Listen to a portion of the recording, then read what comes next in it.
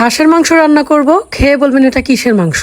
কোনো গন্ধ তো পাবেনই না, উল্টো টেস্টটা এত ডিফারেন্ট লাগবে যে প্রশ্ন করতে বাধ্য হবেন। আসসালামু আলাইকুম, সবাইকে আবারও নতুন একটি রেসিপি দেখার জন্য গ্রানিজ অথেন্টিক ফুড চ্যানেলে স্বাগত জানাচ্ছি। আজ একেবারেই ভিন্ন এবং অসাধারণ স্বাদের একটি হাঁসের মাংসের রেসিপি শেয়ার করব। সেই সাথে আরো শেয়ার করব কিছু টিপস অ্যান্ড ট্রিক্স, যেটা ফলো করে আপনি খুব সহজেই হাঁসের মাংস রান্না করে নিতে পারবেন, যার স্বাদ নীলা মার্কেটের হাঁসের মাংসের স্বাদকেও ছাড়িয়ে যাবে। সত্যি বলছি। কড়াইতে হাফ কাপ পরিমাণ সরিষার তেল দিয়ে তার মধ্যে সামান্য হলুদের গুঁড়া দিয়ে তেলটা গরম হয়ে আসলে একটা আলু টুকরো করে কেটে নিয়েছি, সেটা দিয়ে দিলাম। এবার এটাকে 60%-এর মতো ভেজে তুলে রাখছি। বেশি স্বাদ পাওয়ার জন্য সরিষার তেলে রান্নাটা করে নেওয়ার চেষ্টা করবেন আর আলুটা স্কিপ করবেন। আমার বাসায় যেহেতু ছোট সদস্য আছে তাই আলুটা ব্যবহার করছি। যাই হোক, আলুটা তুলে নিয়ে আমি ওই তেলের মধ্যে হাফ কাপের থেকে একটু কম পেঁয়াজ কুচি দিয়েছি। এটা রংটা একটু পরিবর্তন হয়ে আসলে গোটা গরম মশলা দিয়ে দিলাম।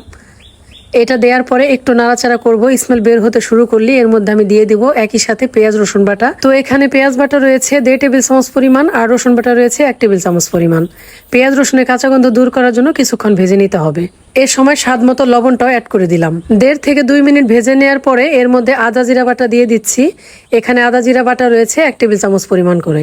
আরও 1 মিনিট ভেজে নেওয়ার পরে এর মধ্যে আমি দিয়ে দিচ্ছি হলুদের গুঁড়া 1 চা চামচ পরিমাণ, দিচ্ছি 2 চা চামচ পরিমাণের মতো মরিচের গুঁড়া। ঝালটা আপনারা নিজেদের পছন্দ অনুযায়ী দিবেন। গুঁড়া মশলা অ্যাড করার পরে তেলের মধ্যে কিছুক্ষণ ভেজে নিতে হবে, এতে করে তরকারির রংটা অনেক সুন্দর আসে। তবে মশলা পুড়ে যাওয়ার আগে পানি দিয়ে দিতে হবে। মশলা পুড়ে গেলে কিন্তু তরকারির টেস্টটা খুব বাজে আসবে। এখন দিয়ে দিলাম সমান করে 1 চা চামচ পরিমাণ কাশ্মীরি লাল মরিচের গুঁড়া। এটা দিলে মাংসের রংটা অনেক সুন্দর হয়। আরও 2 থেকে 3 মিনিট মশলা কষিয়ে নেওয়ার পরে যখন তেলটা উপরে ভেসে উঠেছে, এই পর্যায়ে এসে আমি হাঁসের মাংস দিয়ে দিচ্ছি। এটা আমি আগে থেকেই পরিষ্কার করে কেটে ধুয়ে রেখেছিলাম। তবে মাংসটা ধুয়ে নেওয়ার পরও আমি 2 টেবিল চামচ পরিমাণ লেবুর রস দিয়ে মাখিয়ে 5 মিনিটের মতো রেখে আবারও ধুয়ে পরিষ্কার করে নিয়েছিলাম। যেটা ভিডিও বড় হয়ে যাওয়ার কারণে আমি দেখাইনি, স্কিপ করেছি। এভাবে লেবুর রস দিয়ে মাখিয়ে রাখলে কিন্তু গন্ধটা অনেকটাই চলে যায়।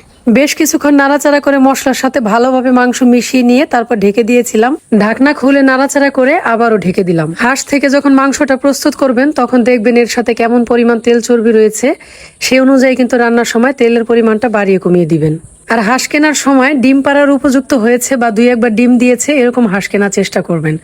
এরকম হাঁস কিন্তু পরিষ্কার করতে অনেক সহজ হয়, আর তাছাড়া সিদ্ধ হয় তাড়াতাড়ি। তবে মুরগি হাঁসের চেয়ে মোরগ হাঁস কেনাটাই ভালো, কারণ মোরগ হাঁসের টেস্টটাই কিন্তু সব থেকে বেশি হয়। তো মাংস কষানোর এক ফাঁকে আমি তেজপাতা দিয়েছি 2টা, মাঝখান থেকে ফালি করে, আর তারপর 1 চা চামচ পরিমাণ ধনিয়ার গুঁড়া অ্যাড করে দিয়েছিলাম, দিয়ে ঢেকে দিয়েছিলাম। তো আবার ঢাকনা খুলে এখন আমি 1.5 টেবিল চামচ পরিমাণ লেবুর রস দিয়ে দিচ্ছি। এই লেবুর রসটাই কিন্তু হাঁসের মাংসের গন্ধ দূর করে তরকারির স্বাদ বাড়াতে ম্যাজিকের মতো কাজ করবে। তাছাড়া এটা দেওয়ার ফলে মাংসটাও কিন্তু খুব দ্রুত সিদ্ধ হয়ে যাবে। হাঁসের কলিজাটা আমি কিছু সময় পরেই অ্যাড করি। তো এই যে এই সময় এসে আমি এটা দিয়ে দিলাম। এখন নাড়াচাড়া দিয়ে ভালো করে লেবুর রসটা মাংসের মধ্যে মিশিয়ে দিতে হবে, তারপর ঢেকে দিয়ে আরো কিছু সময় জাল করে নিতে হবে। আমি প্রায় 12 থেকে 15 মিনিটের মতো মাংস কষিয়ে নিয়েছি।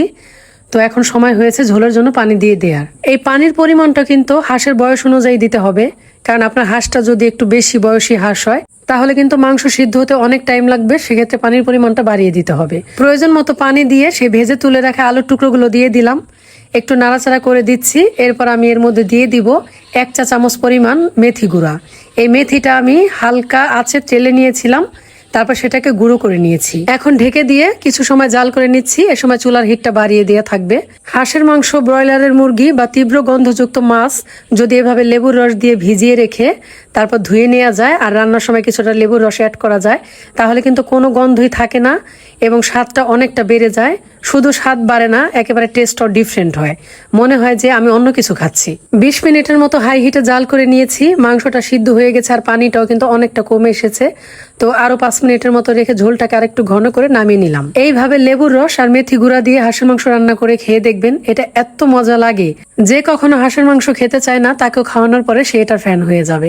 আমার বাড়িরই কিছু সদস্য রয়েছে যারা হাঁসের মাংস খেতে চায় না, কিন্তু এইভাবে রান্না করে খাওয়ানোর পরে এখন তারা এটার পাগল। যাই হোক, যে টিপসগুলো শেয়ার করলাম আশা করি আপনাদের কাজে লাগবে। আজকে এখানে বিদায় নিচ্ছি। আল্লাহ হাফিজ।